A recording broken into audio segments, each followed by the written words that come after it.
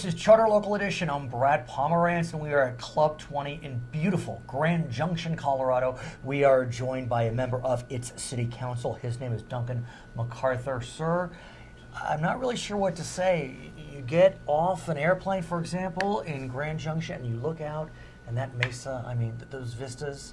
The Colorado National Monument is absolutely God's country. It is. It's majestic. And everybody's very proud of it and protective of it. Right. And we feel blessed to live here. And that begs the question, because it is such a crown jewel. And I know that you and your colleagues have been working mightily to get the word out about what Grand Junction has to offer, both to tourists, to people looking to relocate, to businesses. Tell me about your efforts to market, to brand this community. Well, in the city council, we adopted an economic development plan, right, and then worked towards implementing it. And we've hired an outside firm to research our market and brand for us. That should be done here within the month. Mm-hmm. And years ago, they put together various groups in the city, what we call the Economic Partnership. And we have the Grand Junction Economic Partnership, and everybody's now working together to pull and to bring in tourism. We have a great bike right, industry here, outdoors. Is in a wine country. We have a lot of wineries here. But if you look at your downtown, clearly your community knows how to collaborate, because your downtown is out of this world. I mean, well, it's really, it's very walkable, great restaurants, great boutique type stores, so you know how to get it done. There's a lot of debate that goes on between and how to pay for things and right, which exactly we should be doing with the resources that we have. But in the end, yes, I think that's something that the whole city can take pride in. Right. Is that collaboration that's gone on in the past, started many years ago by people that were here before us, and hopefully it'll continue after, we're gone. I want to ask, though, about the river. How do you turn the river into your front yard instead of your backyard? Well, and that's a challenge, because the one thing we have is the train track that follows parallel to the river, and you could probably move the river before you move that train track. And so the train tracks obviously facilitate industrial area. Of course. So our industrial parks are along that. Right. And that was something that was done when the city was originated. Of course. So we're having to incorporate what we can around industrial areas. We have our south downtown area that is in need of redevelopment. It's mm-hmm, aging, and so there's attempts to look at how we're going to facilitate that as best we can. But I know, though, that you are engaged in some development around the river. There's a Riverside Park. Right. You're looking at an amphitheater. So right, you're taking steps. The Las Colonias Park, which was envisioned many years ago. Mm-hmm. We've done a number of master plans for it.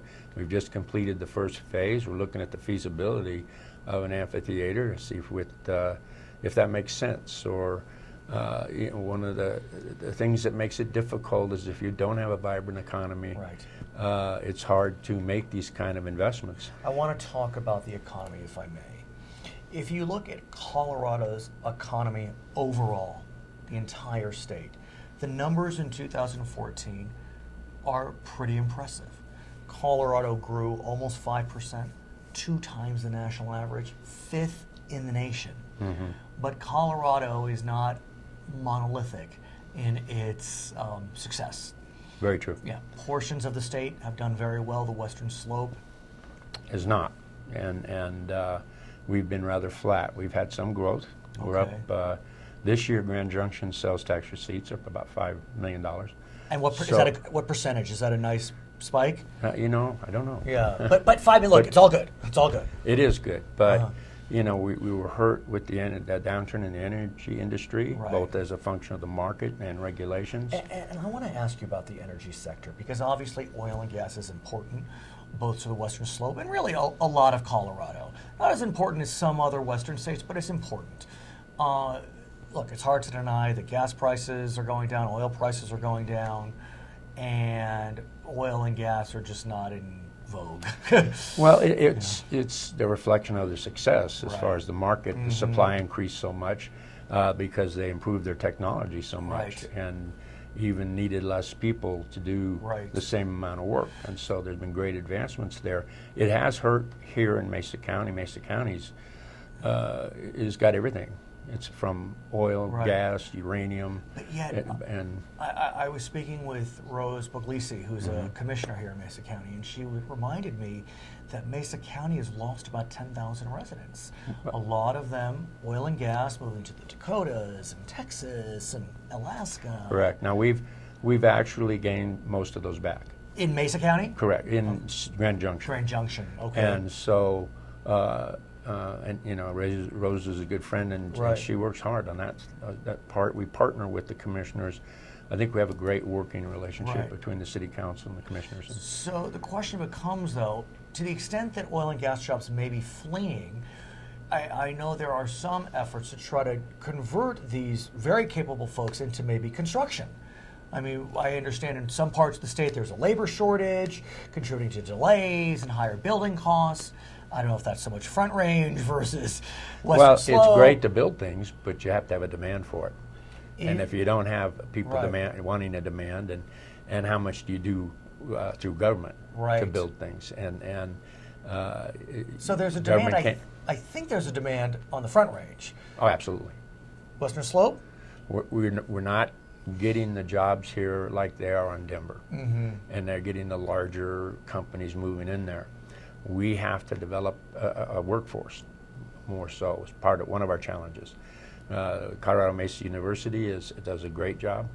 They've expanded their operations. They've expanded the facility. The city puts $1 million a year into the university because it is such a great part of our economy. What- And the county does as well. You talk about growing businesses, and I was reading recently CNBC puts out its yearly report on business friendliness, and you know, 2 cities in Colorado came up in the top 10 as small business friendly. Fort Collins, maybe somewhat expected. Boulder, Surprising. surprising, one could argue.